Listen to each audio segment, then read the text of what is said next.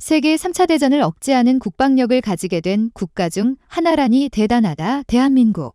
한국 무기들이 유럽에서는 거의 골동품화되어 버린 무기들에 비해 상당히 첨단 장비들이 많이 탑재되어 있고, 현 정부와 방산 기업들은 정신 똑바로들 차리고 모든 신경을 방산업에 집중하여 똑바로들 생산하고 고객 관리들을 철저히 하여야 하며, 현재 머뭇거리는 각 나라들도 포섭하여 고객으로 만들어야 한다.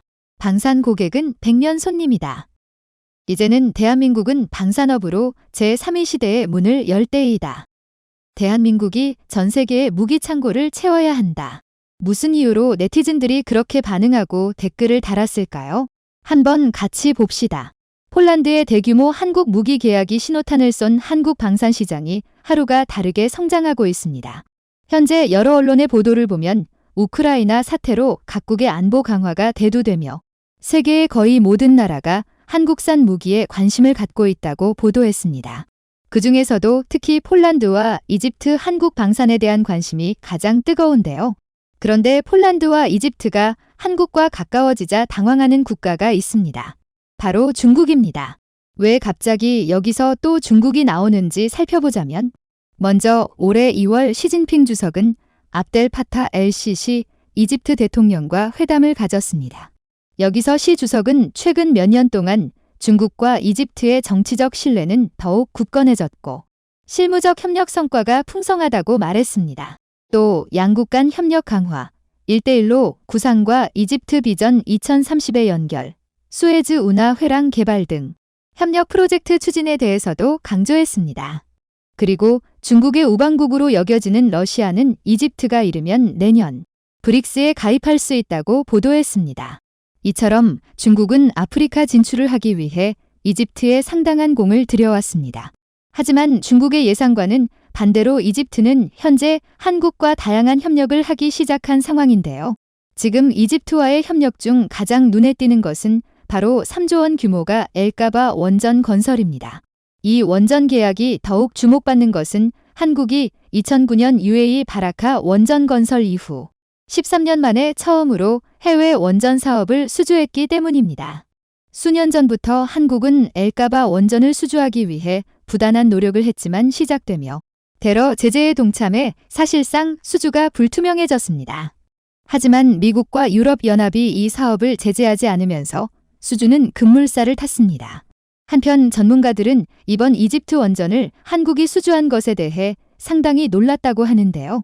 앞서 말했듯이 이집트가 중러와 가까운 관계를 유지하고 있고 아프리카 역사적으로 보면 프랑스와 밀접한데 어떻게 한국이 수주하게 됐냐는 것입니다. 이에 대해 원전업계 전문가들은 수많은 이유가 있겠지만 대표적으로 세계적인 가격 경쟁력과 아랍에미리트의 사막에 원전을 성공시킨 경험을 꼽았습니다. 먼저 가격 경쟁력에서 조금 의아할 수 있는데요. 왜냐하면 저렴한 가격을 앞세워 수주를 진행하는 것은 대부분 중국이기 때문입니다. 하지만 실제로 한국의 원전 건설 단가는 1kW당 3,571달러로 세계 최저 수준입니다. 국가 차원에서 원전 굴기를 시행하는 중국의 건설 단가가 4,174달러로 한국이 무려 16.9%나 저렴하며 프랑스의 7,931달러와 비교하면 거의 2.5배나 저렴한 수준입니다. 심지어 한국의 원전 건설 단가가 저렴한 이유는 40여 년에 걸쳐 완성한 건설 및 운영 경험 덕분인데요. 결국 가장 저렴한 건설 단가의 건설 능력도 가장 뛰어난 것입니다. 또한 이집트는 한국 원전의 강점으로 공사 기한을 잘 지킨다는 점을 꼽았습니다. 프랑스 원전 기업 아레바는 핀란드 올킬루오토 원전의 준공 시점을 13년이나 못 지켰고, 미국의 웨스팅하우스는 자국 내 복을 원전의 건설을 6년이나 지연시킨 전례가 있지만 한국은 UAE 바라카 원전을 적기에 준공한 것입니다. 특히 중국이 이집트에서 가장 탐내 사업이 지하철 사업인 것으로 알려졌는데 이집트는 중국이 아닌 한국의 현대로템의 지하철 사업을 수주했습니다. 이처럼 이집트가 한국의 인프라를 극찬하며 자신들의 우방국이 될 줄 알았던 중국이 당황해하고 있는 상황입니다. 한편 중국은 한국 무기를 약 25조 원가량 구매 계약한 폴란드에도 상당한 공을 들여왔었는데요. 올해 베이징 동계올림픽 개막식 당시 폴란드 안제이 두다 대통령과 시 주석은 회담을 가졌습니다. 시 주석은 폴란드와 중국의 관계가 장기간 건전하고 안정적으로 발전하기를 원한다고 말했습니다. 원래 폴란드는 중국과 냉전 시절 당시 외교 관계를 맺어 대체로 우호적인 관계를 유지했습니다. 하지만 폴란드가 중러 무기가 아닌 한국산 무기를 구매하자 중국은 어안이 벙벙한 상황인데요. 사실 폴란드 내부에서도 한국산 무기 구매를 타진할 당시 반대의 목소리도 상당했던 것으로 드러났습니다. 실제 야로슬라프 비에르츠콜스키 폴란드 육군 장군은 지난 21일 한국산 K9 자주포 구매를 두고 생산 능력은 물론 준비된 간부 없이는 포병을 강화할 수 없다며 K9 자주포 구매는 실수라고 밝혔습니다. 하지만 폴란드 마리우시 부와슈차크 국방부 장관은 확고했습니다.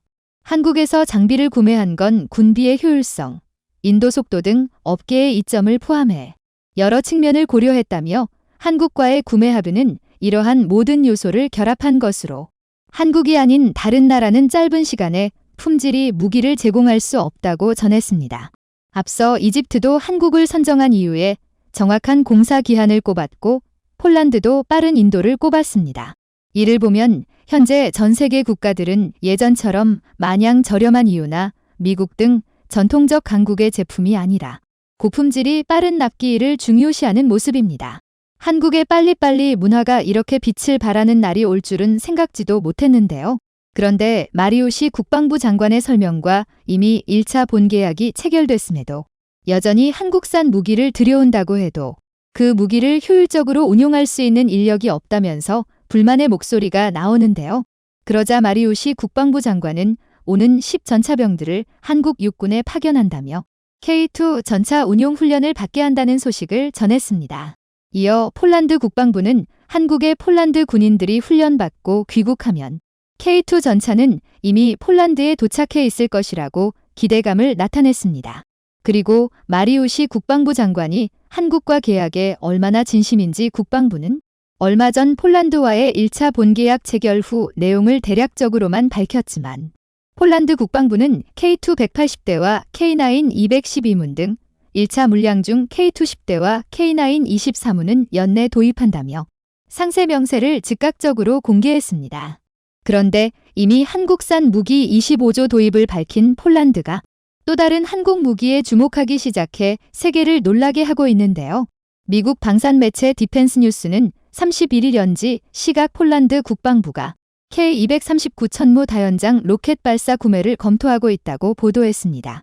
폴란드 국방부 대변인은 디펜스 뉴스 K239 천무 다연장 미사일 발사대 차륜 플랫폼의 잠재적 인수, 공동 개발과 관련해 한국 파트너들과 논의하고 있다고 밝혔습니다.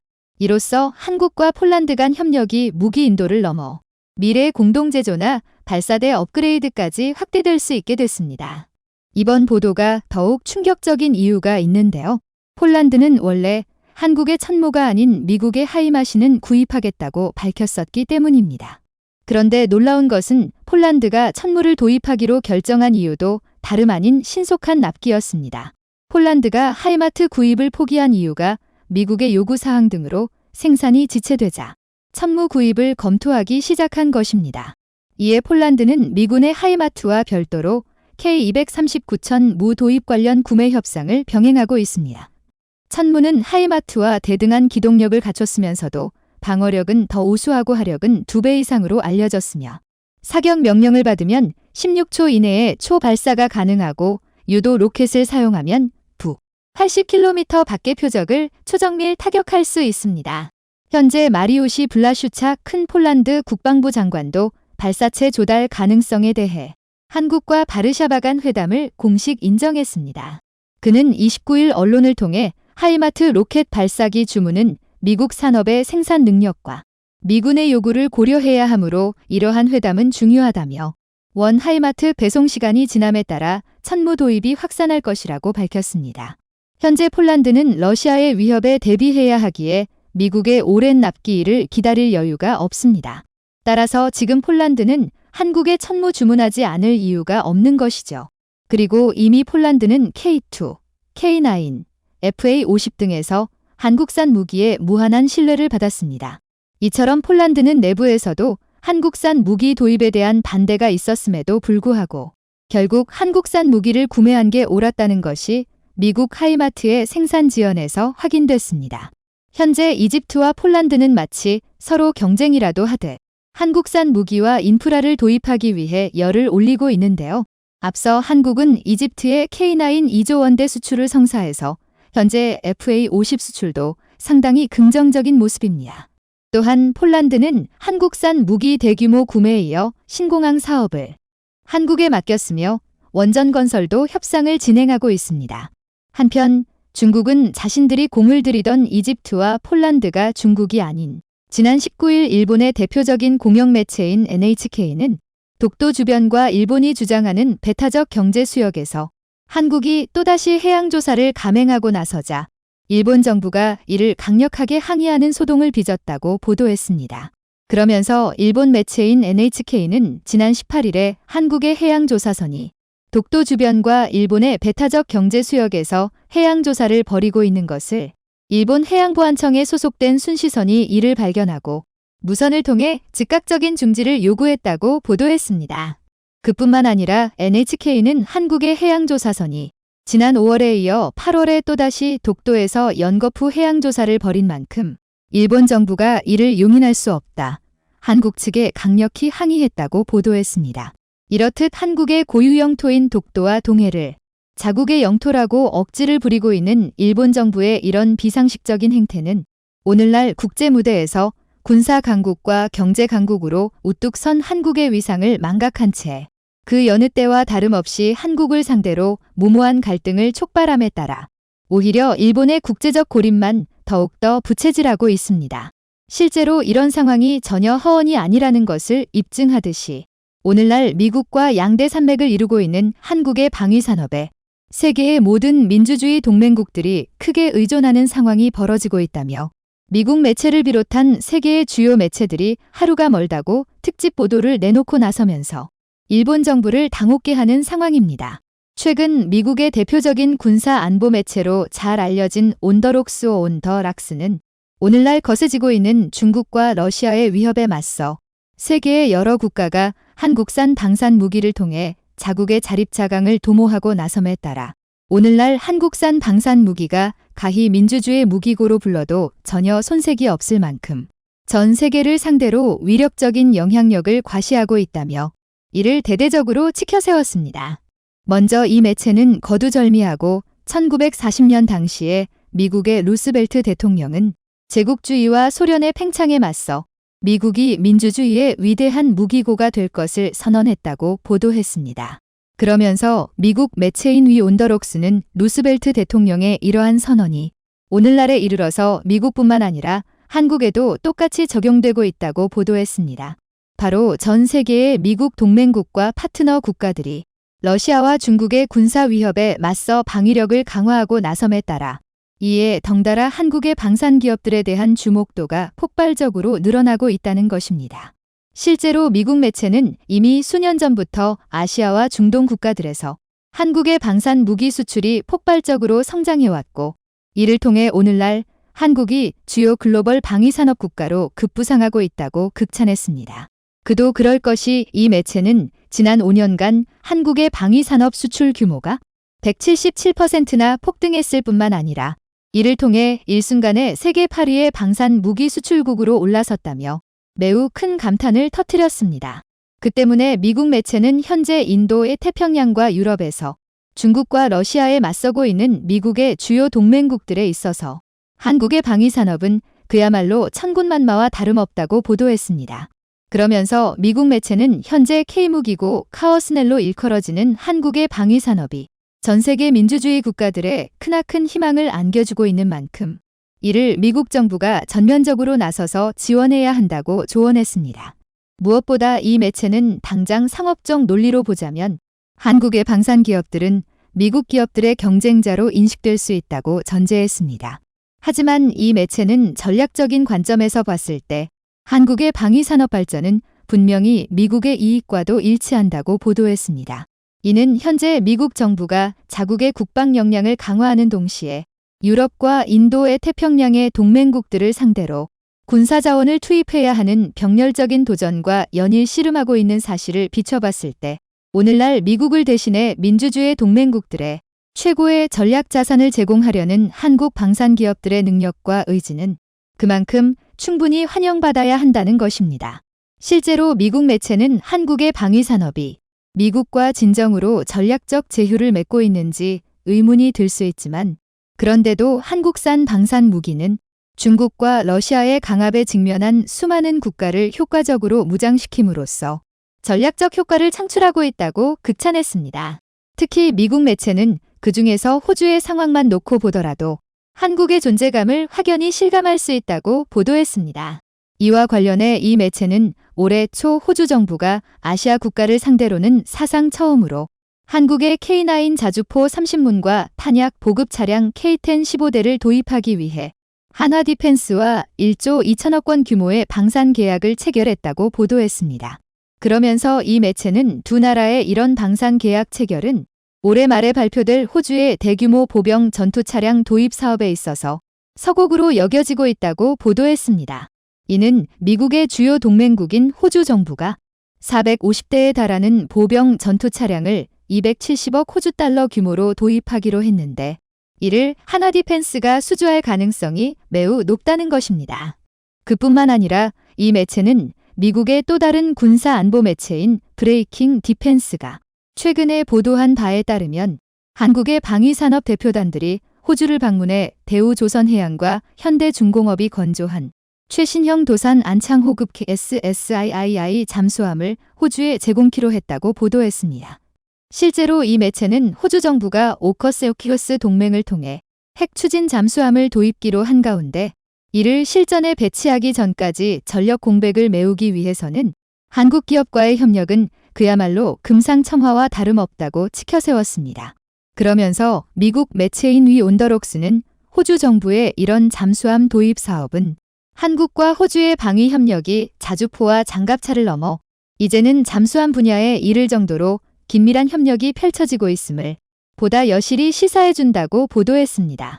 그리고 뒤이어 미국 매체는 호주와 정반대편에 위치한 폴란드 정부 또한 최근 한국으로부터 방산 무기를 대규모로 도입하고 나서면서 전 세계를 깜짝 놀라게 했다고 보도했습니다.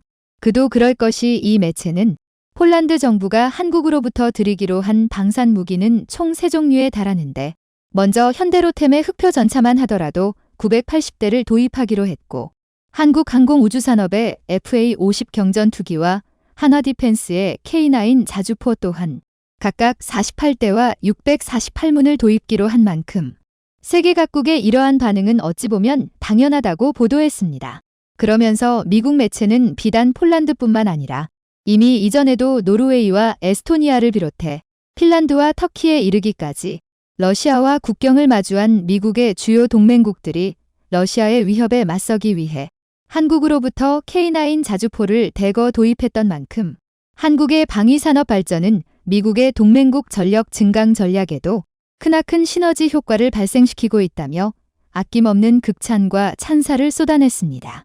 무엇보다 미국 매체는 이처럼 한국의 방위산업이 전 세계를 무대로 미국보다 강력한 영향력을 과시하고 있는 것은 다른 그 어떤 기업도 추종할 수 없는 획기적인 마케팅 전략을 구사하고 있기 때문이라고 보도했습니다. 실제로 미국 매체는 자주국방을 위해 오랫동안 고군분투해왔던 한국의 방위산업은 그 노력만큼이나 방산 강국이 갖춰야 5박자를 골고루 갖추고 있다고 보도했습니다. 바로 한국의 방위산업은 세계 최고의 실력을 갖춘 생산 기반을 대규모로 갖추고 있는 데다가 여기에 더해 경쟁력 있는 가격과 빠른 배송 일정은 물론이고 현지 생산과 더불어 맞춤 생산을 위한 기술 이전 요소를 함께 갖추고 있기 때문에 오늘날 성공적인 수출 대국에 발돋움했다는 것입니다. 그뿐만 아니라 미국 매체는 그동안 미국 정부가 기술 유출과 이에 따른 미국 기업들의 경쟁력 약화를 우려해 동맹국들의 방위산업을 줄곧 견제해왔지만 오히려 한국만큼은 이에 개의치 않고 독자적인 기술 개발에 나서면서 미국과 전 세계를 감탄시켜왔다고 극찬했습니다. 특히 미국 매체는 최근 시험 비행에 성공한 KF-21만 놓고 보더라도 이를 적나라하게 대변해준다고 보도했습니다. 이는 2015년 당시에 미국 의회가 첨단전자 레이더 ESA와 더불어 통신과 추적 시스템을 포함하는 4개의 핵심 전투기 기술을 한국과 공유하는 것을 금지하는 법안을 일사천리로 통과시켰음에도 불구하고 한국은 오히려 7년 만에 보란 듯이 자체 기술로 만든 KF-21을 성공적으로 제작했을 뿐만 아니라 이를 수출하려는 태세까지 갖추고 나섰다는 것입니다. 그 때문에 미국 매체는 오늘날 자신의 필사적인 노력을 통해 세계 최고에 올라선 한국의 방위 산업을 미국 정부가 단순한 상업적 경쟁자로 여기기보다는 미국과 주요 동맹국들의 방위력을 증강시켜주는 핵심 주체로 예우해야 한다고 조언했습니다.